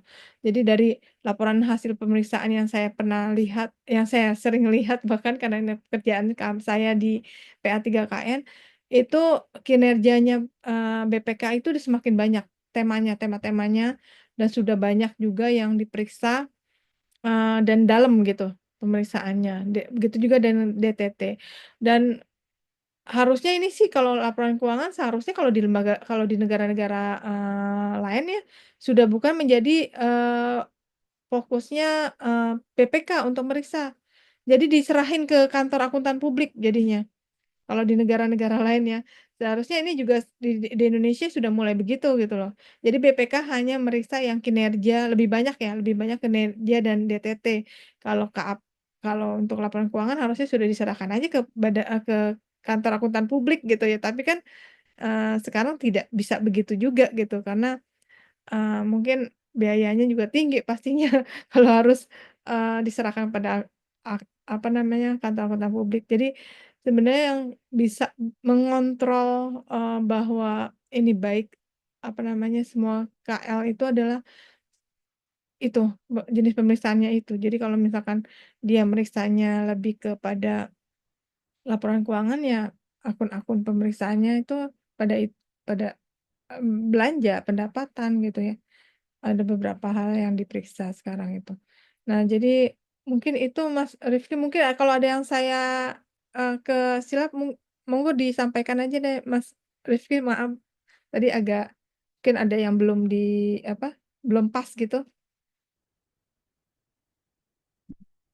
Iya Bu, jadi sebenarnya maksud pertanyaan saya tadi itu jenis temuan Bu, bukan jenis pemeriksaan. Kalau jenis pemeriksaan kan jelas ya Bu ya, ada pemeriksaan tahunan terkait dengan laporan keuangan dan PDTT. Tapi untuk jenis temuannya itu kan terbagi menjadi beberapa juga tuh. Ada jenis temuan kepatuhan yang kaitannya dengan kerugian negara ya, kemudian ada jenis SPI yang kaitannya dengan kelemahan sistem gitu ya, dan juga temuan laporan keuangan yang berkaitan dengan sistem akuntansi pemerintah gitu Bu. Nah, sehingga pertanyaannya di sisi nasional temuan yang mana sih yang paling menyebabkan si KL ini gagal mendapatkan opini WTP Bu? Gitu Bu. Oh iya, jadi kalau misalkan ini, jadi kalau Mas Rifki ini jenisnya jenis pemeriksaannya kan berarti laporan keuangan ya. Laporan keuangan karena nanti hasil akhirnya adalah opini gitu ya. Nah, di laporan keuangan itu mana sih yang temuan-temuan yang banyak? Ya, kalau temuan yang banyak tadi sebenarnya nggak jauh-jauh yang tadi kita udah diskusikan, itu lebih banyak kepada perjalanan dinas itu banyak.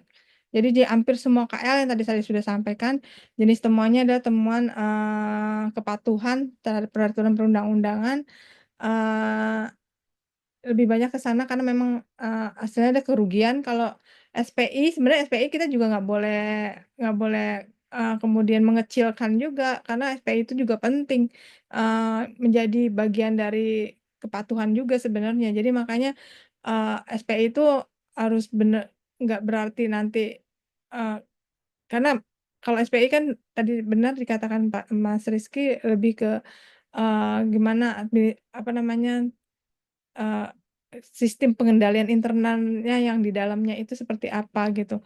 Tapi kalau untuk peraturan, kalau kerugian, kalau ke peraturan perundang-undangan lebih ke kerugian, itu benar. Jadi teman-teman yang ke apa namanya, yang sifatnya kepada kepatuhan itulah yang memang banyak ditemukan di banyak KL gitu ya, termasuk DPR. Jadi memang termasuk di perjalanan dinas tadi, misalkan di belanja belanja perjalanan dinas, ya itu yang banyak ditemukannya ya terkait dengan temuan eh, belum, misalkan markup gitu ya, kalau di belanja barang juga markup gitu.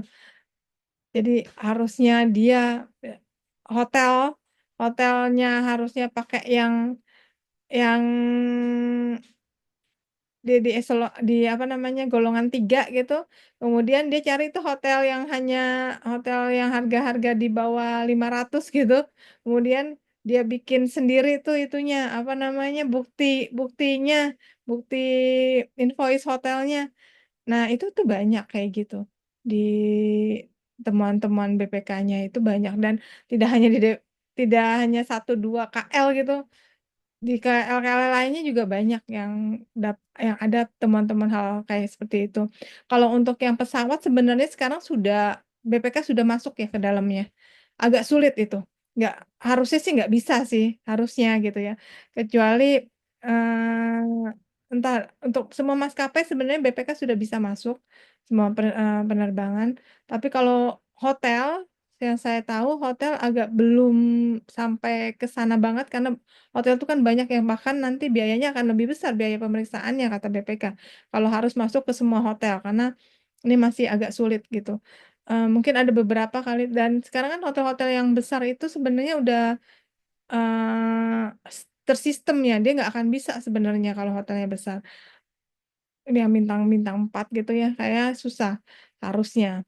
Nah, ini balik lagi sebenarnya nanti permasalahan ini ya kepada manusianya sih. Gimana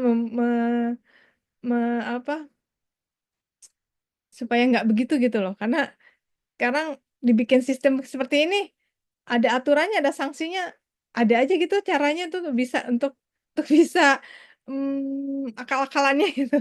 Ya itu dia. Jadi makanya dari budayanya juga, dari manusianya juga ini penting untuk tetap menjaga itu supaya sesuai tracknya gitu, sesuai dengan jalurnya, nggak yang macem-macem gitu ya.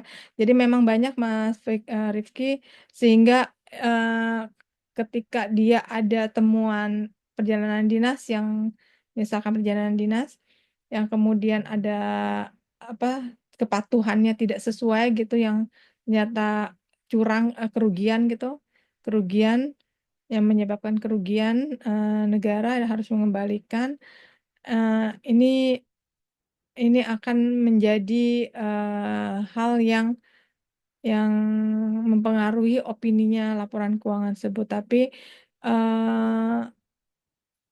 misalkan tapi selama kalau saya lihat selama ini bisa diungkapkan, jadi tidak ditutup-tutupi gitu loh, bahwa memang misalkan ada temuan ini, BPK pasti tidak kemudian ngasih ngasih apa namanya opini yang rendah gitu ya. Paling paling banter dia akan ngasih WTP dengan pengecualian gitu ya, WDP gitu ya. Paling itu ya, tapi nggak sampai disclaimer. Karena kalau selama itu bisa diungkapkan oleh auditinya, saya rasa nggak akan sampai kemudian disclaimer juga gitu.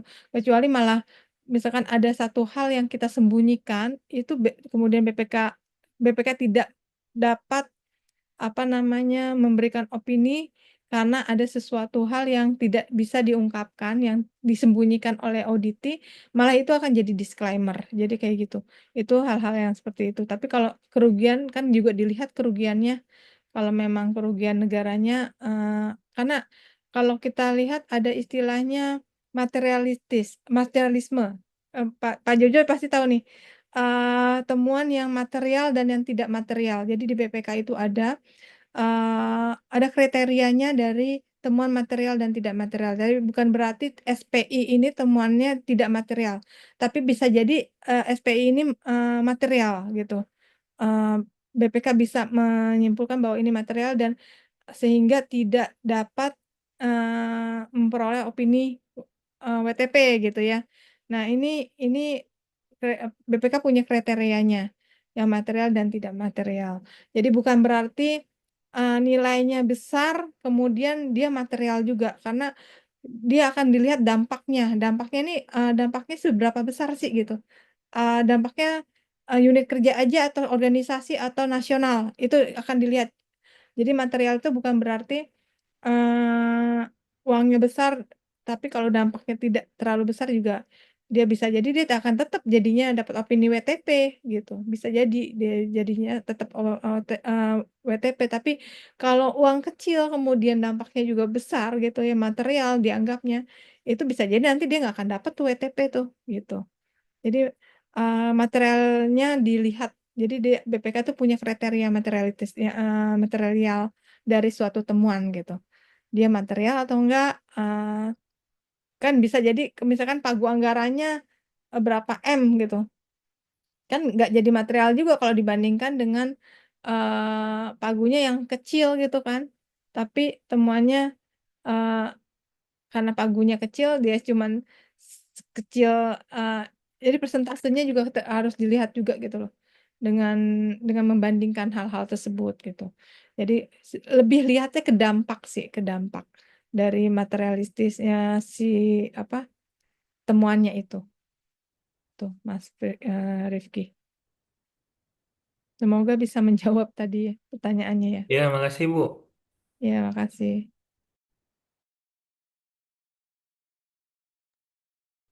Baik, Bu Kiki, apakah diperkenankan satu pertanyaan lagi dari kolom chat? Monggo silakan, Mbak. Baik, pertanyaan dari Pak Edi bagian perjalanan penting juga nih, Bu. Izin bertanya, apabila ada unit kerja memperoleh opini WTP, namun masih memiliki banyak rekomendasi BPK yang belum selesai, bagaimana kondisi tersebut dalam penetapan pagu anggaran tahun berikutnya? Terima kasih Pak Edi pertanyaannya.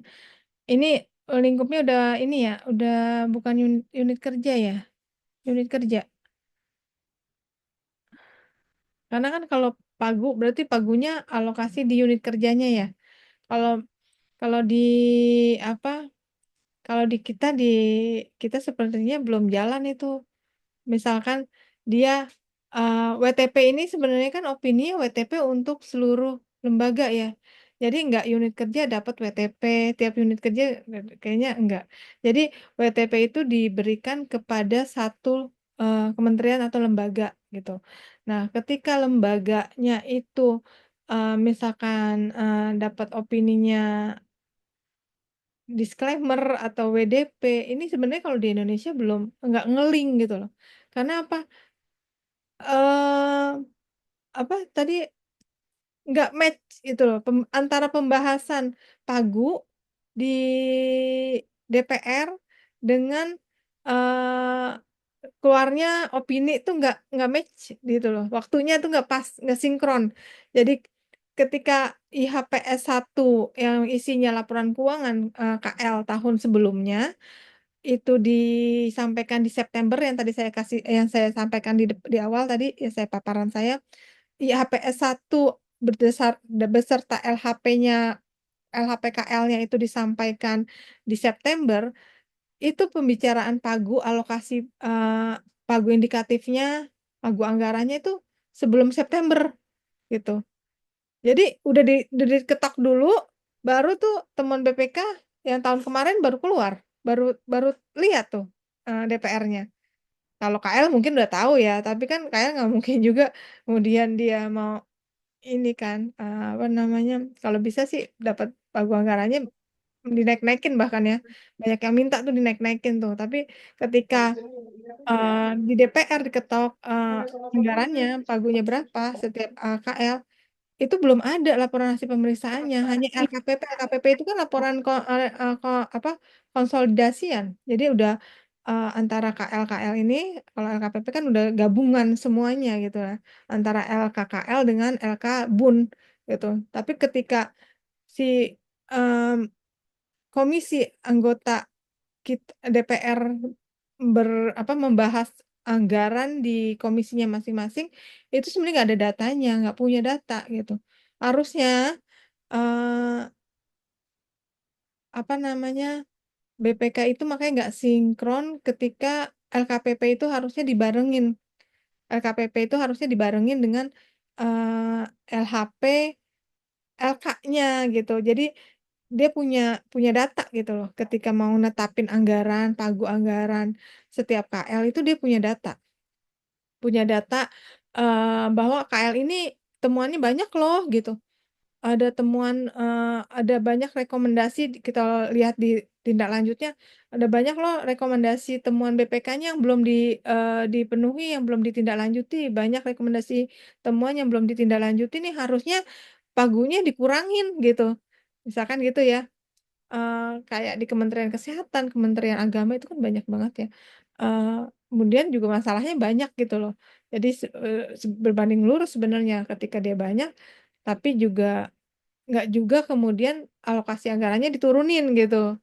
Karena apa juga sih sebenarnya agak agak dilema juga ketika diturunin, karena ini kan kayak kayak kementerian-kementerian ini kan kementerian yang memang eh besar kepentingannya gitu, masih bukan kepentingan tapi di banyak banyak masyarakat yang perlu gitu ya kan.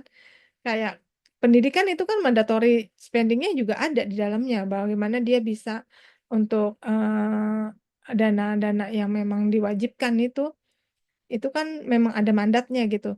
Dan nggak mungkin juga diturunin jadinya. Padahal kalau kalau kita lihat terus terang aja kalau saya baca LHP-nya banyak banget itu temuan BPK-nya gitu ya. Nah, kalau lihat rekomendasinya mungkin juga banyak juga yang belum ditindaklanjuti. Tapi karena dia ada kesesuaian dengan SAP dalam penyusunan laporan keuangannya dan tidak ada hal-hal yang dirahasiakan dalam pengungkapannya, sudah sesuai semua, akhirnya dia WTP ya kan. Nah, apakah berpengaruh pada pagunya juga? Tidak juga akhirnya gitu. Karena memang nggak link juga ketika pembahasan antara pagu anggaran dengan BPK apa namanya mempublish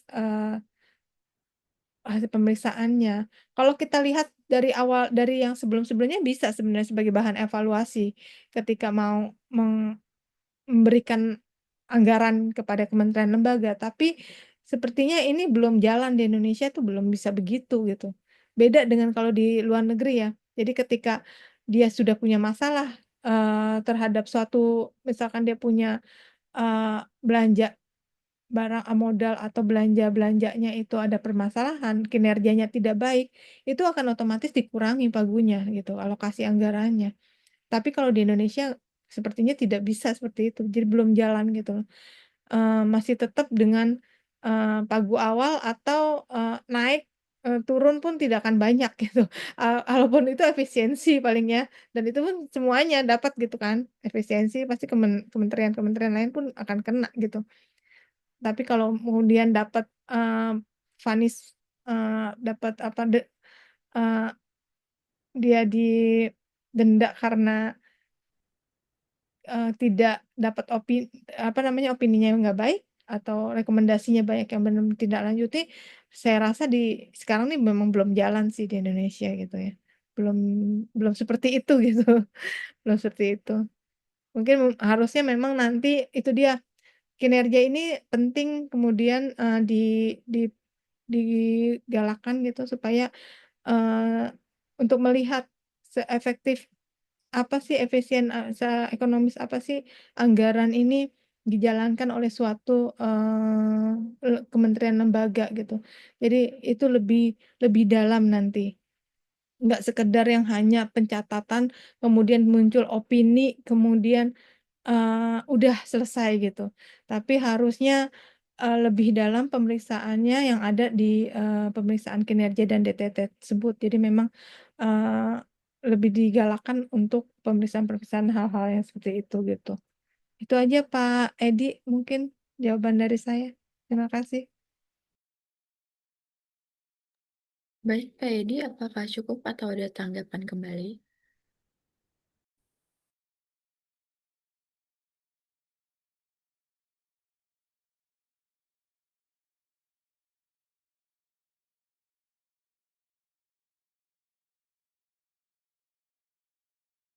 Oke, sepertinya cukup, Bu. Apakah ada peserta lain yang ingin bertanya?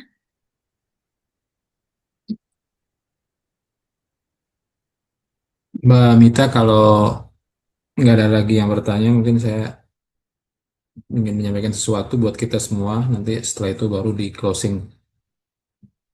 Oke, baik, Pak.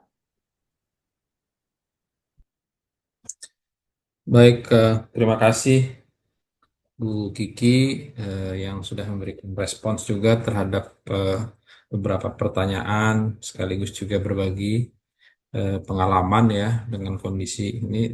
Kebetulan yang bertanya semuanya dari Biro Keuangan ya, yang dua tadi kepala bagian yang menghadapi langsung pemeriksaan BPK dengan beberapa temuannya. Terus yang terakhir adalah kebetulan PIC yang menyusun laporan keuangan DPR secara keseluruhan, Mas Denny Rifki. Sehingga memang sangat paham, dan di bawah Mas Denny ini arah opini BPK itu yang apakah WTP atau WDP, biasanya gitu. Nah, dari diskusi tadi sebetulnya pada kesempatan ini ingin saya sampaikan banyak hal ya kepada teman-teman di seluruh unit kerja. Mudah-mudahan masih bergabung sebelum berakhir ya, masih 182 peserta. Kita harus agak serius ya untuk menyikapi pemeriksaan BPK setiap tahun ini ya, walaupun itu rutin. Tentu BPK juga tadi sudah disampaikan oleh Mbak Kiki, itu pasti akan ada fokus-fokus tertentu di setiap pemeriksaannya. Ada yang rutin, ada yang PDTT, tapi rutin juga sama. Sekarang apalagi semakin canggih sistemnya ya, tentang banyak hal, check and rechecknya, cross check, bahkan bukan hanya dari pihak ketiga, misalnya hotel tadi atau maskapai atau restoran gitu. Dari media sosial pun mereka bisa menjadikan sebagai bahan untuk pemeriksaan. Ya, itu pengalaman-pengalaman kita dalam proses-proses pemeriksaan BPK. Nah, dalam konteks kita secara general itu terdapat sejumlah isu yang perlu menjadi perhatian khusus ya buat kita semua dalam pemeriksaan BPK. Karena karakteristik Sekjen DPR ini memiliki fungsi dukungan kepada anggota Dewan, kegiatan politik yang dinamis ya, seringkali kita menjadi alasan utama kita ya. Lalu frekuensi perjalanan dinas yang sangat tinggi, meskipun tahun ini sudah kita potong 50% katanya ya, serta nilai aset yang besar juga. Isu-isu ini umumnya menjadi area dengan resiko tinggi, baik dari sisi kepatuhan, pengendalian intern maupun efektivitas penggunaan anggaran. Ya, buat teman-teman pelaksana anggaran di setiap unit mohon untuk menjadi perhatian. Yang pertama adalah perjalanan dinas anggota dan Sekjen. Ini area yang hampir selalu menjadi perhatian auditor, tadi sudah kita bahas banyak ya. Isu utamanya apa? Misalnya ketidaksesuaian bukti pertanggungjawaban. Tadi sudah dikupas sama Pak Kiki. Kelebihan pembayaran tiket, ya, hotel dan uang harian. Ini teman-teman bagian perjalanan sering nagih ya pada teman-teman yang kelebihan tadi. Lalu perubahan jadwal penerbangan yang tidak didukung dokumen memadai, apalagi di Satker Dewan nih, yang memang karena tadi yang saya bilang karakteristiknya juga lumayan unik ya kita ini DPR ya. Lalu perjalanan dinas yang beririsan dengan kegiatan lain, kena matriks, ini Bu Heni pusing, apalagi kita ada di MPR juga, dan kita sudah koordinasi dengan teman-teman Biro Keuangan, Perencanaan Keuangan MPR ya untuk hal ini. Kita by system, tapi ada juga yang lolos. Ya. Lalu penggunaan agen perjalanan yang tidak didukung tata kelola yang memadai. Ini hati-hati teman-teman sekalian. Dan juga validitas bukti boarding pass, manifest, dan kehadiran peserta. BPK sudah masuk ke area itu. Jadi misalnya ada dia melihat satu nama mengikuti perjalanan dinas. Tapi di hari yang sama ternyata di daftar hadir rapat di DPR dia juga ada. Ini kadang-kadang juga kita nggak sadar ya, baik anggota maupun kita itu dicek oleh BPK. Resiko temuannya tentu pemborosan, ya, kekurangan volume kegiatan, dan pengembalian ke kas negara. Ya. Itu yang kalau temuannya material ya. Jadi ada pengembalian. Yang kedua, pengelolaan BMN. Karena DPR ini, terutama Sekjen sebagai pengelola itu nilai asetnya cukup besar ya. Ada gedung, rumah jabatan, meskipun sekarang sudah diserahkan ke Setnek ya, tapi kita masih punya Ulu Jami, lalu kendaraan, peralatan kerja anggota juga, dan aset teknologi informasi. Ini memang areanya di Biro Keuangan, khususnya administrasi BUMN, maupun juga di Pusdakinfo ya. Tapi barang itu menyebar, ya, baik tadi jaringan teknologi informasi ada di setiap ruangan, bahkan di luar kompleks DPR Senayan, ya, ada di beberapa tempat, baik di Kopo maupun di Ulu Jami. Isunya ketidakakuratan pencatatan simak BMN, teman-teman BMN tolong perhatikan. Aset belum terinventarisasi secara lengkap, perbedaan kondisi fisik dan pencatatan, pemanfaatan aset yang belum memiliki dasar hukum yang jelas, ya. Penghapusan dan pemindah tanganan aset, ini isu kemarin yang krusial, ketika laptop atau barang-barang di ruang kerja anggota dipindahkan ke rumah, baik oleh anggota maupun oleh TASA. Ini persoalan tidak mudah. Dan pengelolaan rumah jabatan anggota DPR yang sekarang sudah kita serahkan ke Setnek ya, karena akan dimanfaatkan, tetapi tentu prosesnya juga menjadi perhatian BPK. Ini berkali-kali kita konsultasi. Resiko temuannya aset tidak diketahui keberadaannya dan sudah terjadi hari ini. Aset idle, ya, lalu nilai indeks pengelolaan aset menurun. Selama ini sih insya Allah IPA-nya naik ya, tapi resiko itu ada. Lalu yang ketiga, resiko yang tinggi juga belanja barang dan jasa di setiap unit, Bapak Ibu sekalian. Spek tidak sesuai kebutuhan, pembayaran dilakukan sebelum pekerjaan selesai, tahun kemarin juga menjadi temuan. Mohon untuk unit yang terkait hal ini untuk diperhatikan. Kelebihan pembayaran, bukti dukung pekerjaan kurang memadai, ini sering terjadi, sehingga BPK berkali-kali untuk ini kurang bukti dukungnya, termasuk ke kami juga. pengadaan yang terkesan formalitas tetapi manfaatnya rendah, dan kontrak yang tidak mencerminkan prinsip value for money. Resikonya tadi fraud, kata Bu Kiki, kerugian negara, dan ketidakpatuhan terhadap regulasi pengadaan barang dan jasa. Risiko lain adalah belanja modal dan konstruksi. Mohon untuk juga menjadi perhatian teman-teman unit yang mengelola ini, yang punya belanja modal dan konstruksi ya, terutama renovasi gedung, ruang rapat, ruang komisi, rumah jabatan, dan fasilitas pendukung lainnya. Misalnya kekurangan volume, ya, itu juga sering. Perbedaan spek kontrak dan realisasi, walaupun di lapangan memang tidak mudah ya, apalagi pihak ketiganya tidak paham terhadap apa yang harus dikerjakan dan dokumen apa yang harus disiapkan. Keterlambatan pekerjaan tanpa denda. Serah terima pekerjaan yang belum memenuhi syarat, ini sering kita lakukan sebenarnya. Kalau kita mau jujur ya, karena memang sudah tutup buku, tapi pekerjaan sejatinya belum selesai. Lalu BAST dibuat. Dan pengawasan konsultan tidak optimal. Risiko temuannya tuntutan ganti rugi dan pengembalian kelebihan pembayaran. Dan berikutnya pengelolaan tunjangan dan hak keuangan. Ini hak kita semua, ini belanja pegawai. Validitas pembayaran tunjangan tertentu ya. Lalu pembayaran kepada pegawai yang tidak memenuhi syarat, potensi pembayaran ganda, ketepatan dasar perhitungan, resikonya temuan kepatuhan dan koreksi pembayaran. Insya Allah yang ini kita cukup baik ya, tapi potensi itu ada karena memang jenis pegawai atau apa namanya pihak yang bekerja di DPR ini cukup beragam, mulai dari ASN, PNS, P3K, TA, SAA ya, dan yang lainnya, termasuk juga tentu Bapak Ibu anggota DPR. Seringkali seperti itu ketika sudah PAW tapi ada hak-hak yang juga terbayarkan setelah kepres itu turun. Sementara kepresnya baru kita terima dan baru kita tahu beberapa saat setelah kita bayarkan hal itu.